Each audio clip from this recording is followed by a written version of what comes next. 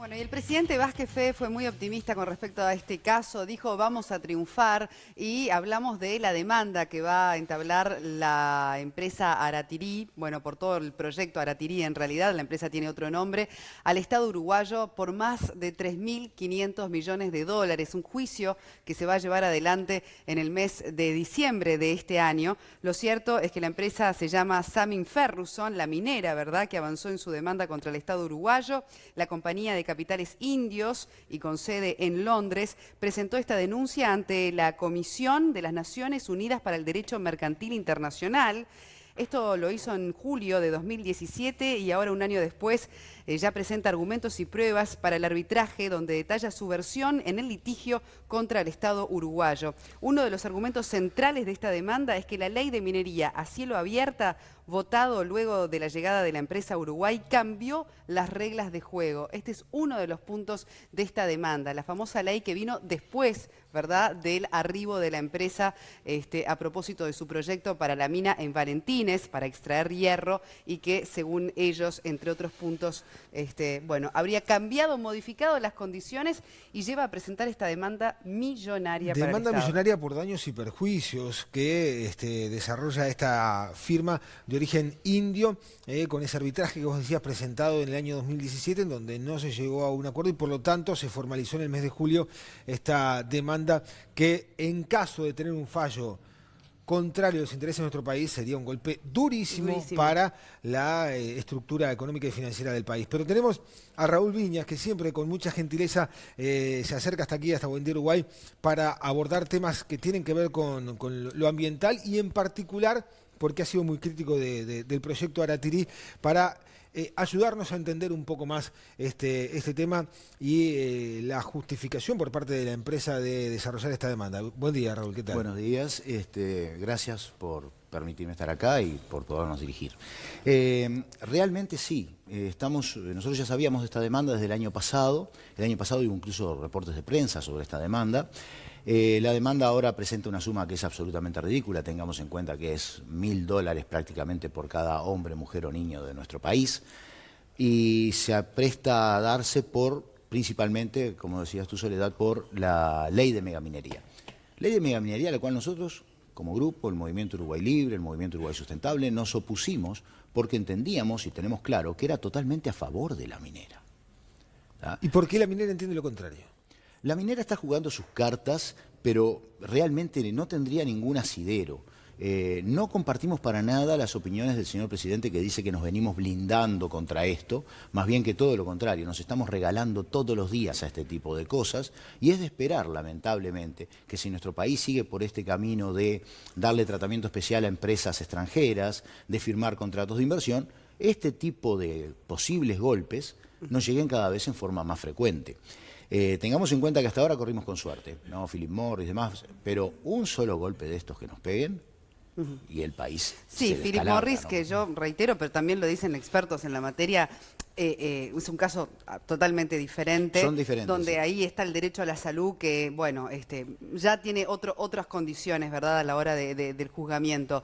Esto tiene que ver bien con algo empresarial, ¿verdad?, Acá con un estamos tema de con una inversiones. empresa que se escuda en un tratado de protección de inversiones con el Reino Unido. Esta empresa en realidad tenía su sede en la isla de Jersey, en un paraíso fiscal, después se pasó a las Islas Vírgenes, y todo lo que hizo fue que, claro, como para tener un seguro, tenía una pequeña oficina de 5 metros por 4, en un tercer piso, en un altillo, en la zona de Kensington, en Londres, donde figuran además como 6, 7 empresas, y hay 2 empleados. Nosotros tenemos hasta fotos de esa oficina que se sacaron en su momento. O sea, a partir de ahí nos tratan de aplicar este tratado de protección. No se protegió la inversión. Para nosotros se protegió la inversión. Porque, ¿qué pasa? No tenían ningún contrato firmado con nuestro gobierno y nuestro país, como país soberano, tiene todo el derecho de colocar nuevas leyes. Derecho que, de paso, se ha dicho, cuando se firma un tratado de inversión, el país se corta esa mano y no se deja poner nuevas leyes a las empresas, lo cual es una gran contra para nosotros. Pero pongamos un ejemplo para tenerlo claro. Yo voy a poner un taller mecánico acá, en la calle Paraguay. ¿Está?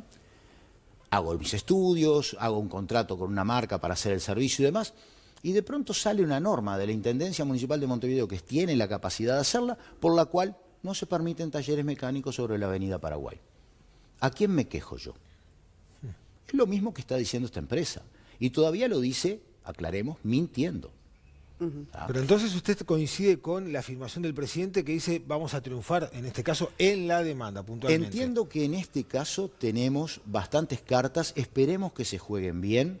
No sabemos todas las cartas que puede tener la empresa en el sentido de que la empresa puede tener algún papel firmado por algún jerarca del gobierno que les dé algún asidero. Porque hubo mucho hermetismo en su momento. ¿A qué se refiere con acuerdo. jerarca? ¿Qué tipo de jerarquía? Bueno, en su momento la empresa estaba muy bien relacionada con ministerios, sus voceros en su momento eran los miembros del Poder Ejecutivo. La empresa no hablaba. Los que decían de los beneficios que le iba a dar al país esta empresa, así como hoy también se dicen de UPM, por ejemplo, de la nueva UPM2, era la gente del gobierno. Bien. Nosotros en ese caso lo que hicimos en su momento, y que ahora es lo que estamos también trabajando en el caso de un posible contrato con UPM, es analizar cuáles eran las variables económicas que estaban involucradas. En su momento, capaz que ustedes recuerdan, el exministro Kramerman, por ejemplo, decía, van a dar 400 millones de dólares por año. Previamente, la ministra de Turismo había salido a decir que iban a dar 800 millones de dólares por año. Nosotros cuando tuvimos acceso a la información pudimos comprobar, y está colgado todavía en la web, en el sitio nuestro de uruguaylibre.org, que no iban a dejar un peso al país. Aún con el hierro vendiéndose a $100 la tonelada, nuestro país no iba a ganar nada de esa explotación. Hoy, para poner un ejemplo más cercano, el señor ministro Astori está diciendo que UPM le va a dejar 120 millones de dólares de impuestos al gobierno. Hasta hace poco lo decían firme, los otros días escuché que dijo ya aproximadamente. Nosotros queremos ver esos estudios, porque es sobre esa base que los uruguayos tenemos que trabajar. ¿Rinde o no rinde al país determinado proceso? La palabra inversión no es una palabra mágica. La palabra inversión es lo que hacen las empresas para ganar dinero. Los países que tienen que hacer, manejar esas inversiones para que también gane dinero el país. Vamos a escuchar una voz oficial, la de Álvaro García, director de la OPP, a propósito también de esta situación que, bueno, reitero, tiene juicio de por medio y una demanda millonaria al Estado uruguayo. Lo escuchamos. Bueno, se había hablado, ¿verdad? Ahora se concretó y el Estado uruguayo está preparando su defensa y estamos muy confiados en ello. ¿Cómo puede impactar esta cifra en lo que es la economía de nuestro país? Bueno, estos son procesos que llevan su tiempo y, como dije anteriormente, estamos confiados en la defensa de lo que ha hecho el Uruguay. Así que bueno, que hay que tomarlo con mucha calma y tranquilidad. ¿Considera que la ley era necesaria? ¿Era necesaria una regulación en materia minera? Bueno, tiene que ver con la mirada a largo plazo que teníamos, ¿verdad? La minería es un recurso en Uruguay, es un recurso en potencia y en algún momento el país lo va a tener que explotar. Así como también puede haber otros recursos en los cuales se ha venido avanzando en investigación en los últimos años que tienen que ver con petróleo o gas. Así que creo que está bien que un país regule sus recursos. ¿Está bien que un país regule sus recursos? Está bien, lo que está mal es lo que dice García en relación a que nuestro país tiene que pensar en explotar los recursos mineros. Nuestro país es muy pobre en recursos mineros. Téngase en cuenta que, por ejemplo, la explotación de hierro que se pensaba hacer, esta que Aratirí ahora viene a hacer la demanda, era una explotación de hierro que tenía que hacer pozos 3 veces más grandes para obtener una tonelada de mineral de lo que se hace, por ejemplo, hoy en el noroeste de Australia. O sea, el destrozo que se tiene que hacer en un territorio como el nuestro, que es hábil para otras producciones. Pero es ¿por muy qué grande. entonces elige como destino Uruguay esta ¿Para qué empresa? vino Aratirí entonces? Aratirí vino porque en su momento, en una coyuntura especulativa en la cual todas las commodities, las materias primas habían crecido mucho, el precio del hierro se había multiplicado por 12. En ese momento cualquier monedita sirve, cualquier pedacito de hierro que hubiera por ahí tenía valor en el mercado. Estaba Eso muy alto. Estaba muchísimo más Se alto. derrumbó eso hoy. Por supuesto, o sea, el hierro llegó a estar a $187 la tonelada puesto en China. Y hoy a 100. Hoy está a 60 y algo. 60. O sea, está a la tercera parte. Para que el proyecto en Uruguay sea rentable, la propia empresa decía que por lo menos tenía que estar entre 90 y 100 la tonelada. Entonces esta demanda puede tener una explicación de buscarle rentabilidad a un emprendimiento que en los hechos no le va a dar frutos económicos. Por supuesto, o sea, el emprendimiento perdió desde el momento que la coyuntura económica en la cual el valor del hierro estaba alto, cayó. Más allá de las leyes que puso Uruguay. Más allá de todo lo que pueda haber pasado. A Aratirí no le interesa buscar hierro aquí en Uruguay hoy en día Si porque... no lo estaría tratando de hacer. Ajá. Tengamos en cuenta una cosa. En su momento, el señor presidente, cuando era presidente, el senador Mujica, que entre otras cosas cometió algún error como decir que la empresa había invertido 300 millones, lo cual la empresa jamás había dicho. La empresa solo declaró oficialmente invertir 60, es diferente, ¿no? En su momento, para que la empresa siguiera, se le permitió que presentara una segunda empresa, o sea, que vendiera su know-how, que vendiera su negocio a otra empresa y que esta empresa se presentara en lugar de ella. Presentaron una empresa que era una testaferro de sí mismos y aún así, el plazo que era de 90 días para realizar el estudio y trabajar, por ley, una modificación legal en nuestro país, se le extendió hasta un año. Con todo eso la empresa fue incapaz porque el negocio era imposible. Pero Uruguay lo que tiene que hacer con esto es aprender. Aprender que, contrario a lo que dijo el señor director del OPP recién y que lo escuchamos, nuestro país tiene otras cosas para producir, sustentables, no como la minería que no es sustentable. ¿Qué se decía de los terrenos de Cerro Chato y Valentines donde se estaba por hacer la extracción de hierro? Que no servían para nada, que era la zona más pobre y deprimida del país. Cualquier semejanza con lo que se dice hoy de Paso de los Toros no creo que sea coincidencia. ¿Tá? ¿Qué se dijo cuando esos terrenos, la empresa que nunca los terminó de pagar, porque había comprado mucho terreno en la zona, más de 10.000 hectáreas, los tuvieron que poner a la venta? Se presentaron como buenos campos ganaderos en el remate y se remataron a valores promedio de lo que vale el campo en nuestro país. O sea, el adjudicar, decir que una zona es mala y demás es un método perverso para colocar en esa zona cosas que no debieran de hacerse. Nuestro país tiene que aprender de esto. Nuestro país tiene que aprender que no se deben hacer contratos de inversión con empresas. Si el marco legal de nuestro país no es suficiente para que las empresas se instalen, para eso está el Parlamento. Pero no podemos medir las cosas con dos reglas diferentes. Una para el inversor nacional, la gente que está trabajando dentro del país, a la cual, hablemos claramente, se le aprieta bastante, ¿tá? Y otra para este que viene de afuera, al cual se le da, por ejemplo, zonas francas, exoneraciones. Beneficios No tributarios. existen Bueno, en pero el más mundo allá zonas de, francas para la de celulosa. toda esa discusión y volviendo al tema de Aratirí también para Sí. entender algunas situaciones que pueden, obviamente que son la base de esta demanda, que de hecho también presenta sus pruebas para poder, bueno, llevar adelante el juicio, ¿verdad? Entre ellos está el cambio, porque yo también aprender en todo caso de lo que pasó. Cuando se le cambia, primero hubo problemas con la locación de la minera. Sí, de las minas no, del puerto tuvimos un Y sobre cambio. todo de la relocalización del puerto, que es Exacto. otro de los alegatos más importantes en la demanda de esta empresa contra el Estado uruguayo. Lo cual ¿Qué es pasó allí? absolutamente un derecho que tienen los estados. Porque en nuestro país, para hacer un puerto, tiene que haber una ley. Y no puede ser que se permita que cualquier empresa haga puertos donde quiera. Porque un puerto no es solamente un muelle donde se cargan y descargan cosas. Es un punto de relacionamiento internacional. Un puerto implica migraciones. Un puerto implica aduanas. Un puerto implica controles sanitarios. Sin eso, no es un puerto, es un peligro. Entonces, está bien que el Estado decida dónde quiere hacer sus salidas portuarias. Hoy ya tenemos algunos puertos privados. Pero si se estipula un lugar y después se cambia, ¿qué pasa con eso? En materia de Hablemoslo inversiones. claramente, si la empresa propone un lugar y después el Estado, como Estado soberano, le dice, no, mire, ustedes estudiaron ese lugar, pero a nosotros nos parece que tienen que estar en otro. Fue así. Aratirí quería en un punto y el Aratirí Estado quería le dijo instalarse en la otro. zona de la Angostura, Sí. y ahí incluso ahí hay una posibilidad de que haya algo a favor de la empresa, en el sentido que supuestamente de alguna manera el Estado le autorizó el uso de un predio que pertenece al Ministerio de Defensa de 800 hectáreas para que instalara su puerto. Aratirí hizo algunos estudios ahí. Dice que invirtieron decenas de millones de dólares en hacer ese puerto. Si ustedes revisan los estudios de Aratirí que están disponibles en la web todavía, no en el sitio web de Aratirí, que lo dieron de baja ahora, ese ya no está más, van a encontrar que lo que ellos instalaron fue un mástil meteorológico.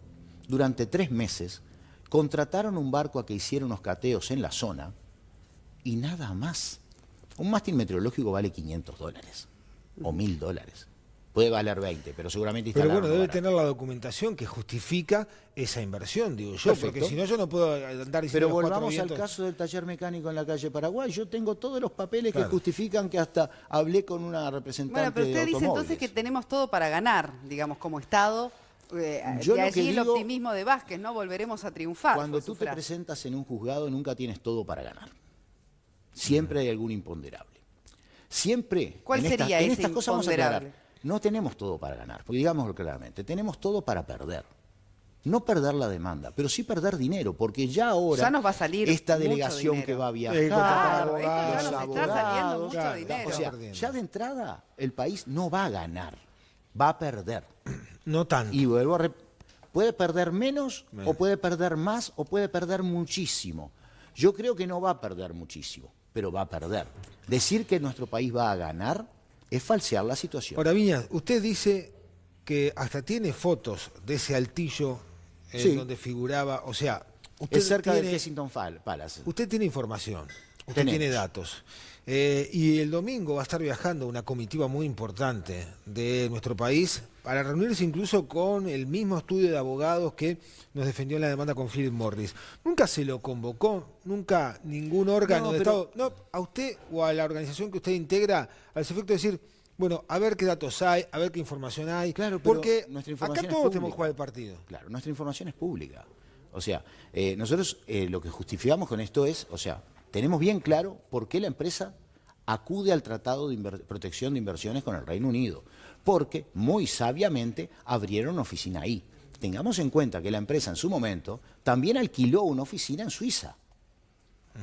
O sea, porque estas empresas juegan de esa manera. Se instalan en una zona donde no pagan ningún impuesto, ¿ah? Y a partir de ahí instalan oficinas en diferentes lugares para protegerse o lograr este tipo de demandas. Lo que tenemos que nosotros ser es más vivos que ellos. O sea, tenemos que tomarlos como empresas nacionales y que se ajusten a nuestro marco de derecho nacional, total y absolutamente. Cuando nuestros antepasados vinieron a este país, se instalaron el almacén, instalaron la panadería o una curtiembre o lo que fuera, no tuvieron condiciones especiales por fuera de la norma general. Claro, pero y hoy- repito, para eso tenemos un parlamento. Si las normas no son suficientes, el parlamento tendría que tomar Pero ¿cuál cartas y cree que es cambiarlas. usted en definitiva? ¿El miedo a perder inversiones que vienen con muchos millones de dólares frente, bueno, a otros potenciales lugares donde hoy sabemos que El siempre miedo- vamos a poder estar en competencia? Yo no tengo miedo. ¿Tá? Yo lo que digo es, hay gente que le puede servir invertir en nuestro país. ¿Por qué? Porque van a obtener ganancias. ¿Qué van a buscar? Obtener el máximo de ganancias. Porque para eso están las empresas. Para eso están los directorios de las empresas que responden a sus accionistas y que tienen metas de corto plazo. Una empresa le interesa ganar dinero hoy. Un país tiene que pensar más allá. Tiene que pensar en ganar dinero hoy y mantener las condiciones para que pueda seguir ganando dinero y viviendo nuestros hijos, nietos y bisnietos y más allá. ¿Y Los considera que esa plazos son política, esa mentalidad no está dada? no está dada, en lo absoluto. Hoy estamos trabajando a quemar los barcos en lo que venga. Hoy estamos trabajando, Con la- lamentablemente, en regalar lo que son las genuinas fuentes de ingreso que puede tener nuestro país. El hecho de darle, por ejemplo, zona franca a la producción de celulosa, que es producción que se hace pura y exclusivamente a partir de la madera que existe en nuestro país, ese hecho ya es regalar. Imagínense qué sería si le diéramos zona ¿Vendría franca. UPM sin zona franca? En todo el mundo ¿Se operan sin instalaría? zonas francas. En todo el mundo salvo mundo Uruguay. operan sin zonas francas. No existe una sola zona franca en el mundo para la producción de celulosa, ni para UPM ni para nadie. UPM acá además tiene un juego muy perverso. UPM en nuestro país obtiene gigantescas ganancias. El sector de la celulosa es el que le da la mitad de las ganancias mundiales a UPM con el 25% de la facturación. Sin entrar en números, la empresa ganó en el primer semestre 700 millones de euros, 686, 350 de la celulosa. La empresa acá no nos dice cuánto gana de Fraiventos, pero por el volumen de celulosa y el manejo impositivo que se hace, podemos entender que ganaron por lo menos la mitad de eso, unos 180 millones de euros en 180 días en nuestro país. A esa empresa le estamos regalando el que no pague impuestos. Y tengamos en cuenta otra cosa, cuando compran la madera, se la autocompran a sus empresas forestales. Y si alguien se toma el trabajo de revisar los registros de aduana de las exportaciones de madera de Uruguay a la zona franca de Fraiventos y a la zona franca de Punta Pereira, va a ver que a la zona franca de Fraiventos el metro cúbico de madera se le vende a $57. Y a la zona franca de Fraiventos, dije bien, y a la zona franca de Punta Pereira se le vende casi a 80. ¿Por qué es esa diferencia? Porque vendiéndolo a 57, la empresa Montes del Plata no obtiene casi renta y no paga impuestos tampoco. Está claro. O sea, este manejo impositivo, que no es ilegal, es el tipo de manejo que hace una empresa con su contador, Claro. siempre al borde de la legalidad, pero tratando de mantenerse dentro, es lo que se hace. Y este tipo de trabajo es el que nos lleva a que, cuando las cosas les salen mal, utilicen todas las herramientas. Samim Ferrous, la minera, nos está haciendo el juicio desde Inglaterra, pero como yo les digo, en su momento Claro. alquilaron una oficina en Suiza. Les sirvió más seguramente el tema de Inglaterra y lo están haciendo por ahí. Sus abogados les asesoran bien. Lo que tenemos que hacer nosotros con países vivos para no caer en ese tipo de cosas.